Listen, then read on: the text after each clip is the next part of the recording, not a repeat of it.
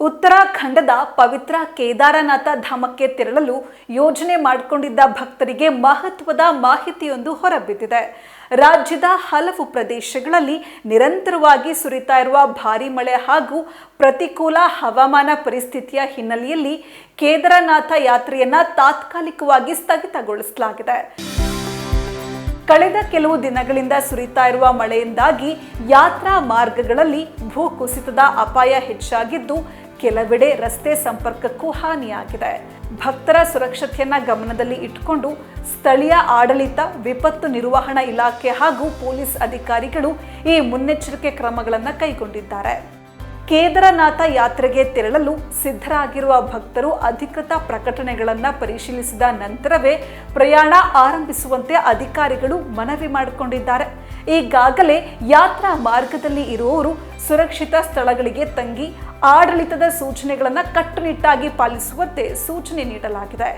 ಹವಾಮಾನ ಇಲಾಖೆ ಮುಂದಿನ ಕೆಲ ದಿನಗಳವರೆಗೆ ಭಾರೀ ಮಳೆಯ ಸಾಧ್ಯತೆ ಇದೆ ಅಂತ ಎಚ್ಚರಿಕೆ ನೀಡಿರುವ ಹಿನ್ನೆಲೆಯಲ್ಲಿ ಯಾತ್ರೆಯನ್ನ ತಾತ್ಕಾಲಿಕವಾಗಿ ನಿಲ್ಲಿಸಲಾಗಿದೆ. ಪರಿಸ್ಥಿತಿ ಸುಧಾರಿಸಿದ ಬಳಿಕ ಯಾತ್ರೆಯನ್ನ ಪುನರ್ ಆರಂಭಿಸುವ ಬಗ್ಗೆ ನಿರ್ಧಾರವನ್ನ ಕೈಗೊಳ್ಳಲಾಗುತ್ತೆ. ಪ್ರತಿ ವರ್ಷ ಲಕ್ಷಾಂತರ ಭಕ್ತರು ಕೇದಾರನಾಥ ಧಾಮಕ್ಕೆ ಭೇಟಿ ನೀಡುತ್ತಾರೆ.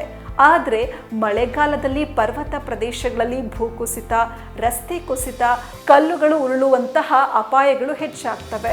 ಈ ಕಾರಣದಿಂದ ಯಾವುದೇ ಅನಾಹುತ ಸಂಭವಿಸದಂತೆ ಮುನ್ನೆಚ್ಚರಿಕೆ ಕ್ರಮವಾಗಿ ಯಾತ್ರೆಯನ್ನ ಸ್ಥಗಿತಗೊಳಿಸಲಾಗಿದೆ.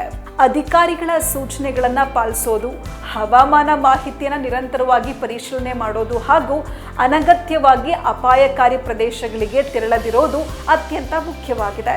ಯಾತ್ರೆ ಪುನರ್ ಆರಂಭವಾಗುವ ಕುರಿತು ಅಧಿಕೃತ ಮಾಹಿತಿ ಪ್ರಕಟವಾದ ಬಳಿಕವೇ ಮುಂದಿನ ಪ್ರಯಾಣದ ಯೋಜನೆ ರೂಪಿಸಬೇಕು ಅಂತ ಅಧಿಕಾರಿಗಳು ತಿಳಿಸಿದ್ದಾರೆ. ಕೇದಾರನಾಥ ಧಾಮಕ್ಕೆ ಭೇಟಿ ನೀಡುವ ಭಕ್ತರ ಸುರಕ್ಷತೆಯೇ ಸರ್ಕಾರದ ಮೊದಲ ಆದ್ಯತೆಯಾಗಿದ್ದು, ಹವಾಮಾನ ಪರಿಸ್ಥಿತಿ ಸಹಜ ಸ್ಥಿತಿಗೆ ಮರಳಿದ ತಕ್ಷಣ ಯಾತ್ರೆಯನ್ನ ಪುನರ್ ಆರಂಭಿಸುವ ನಿರೀಕ್ಷೆ ಇದೆ.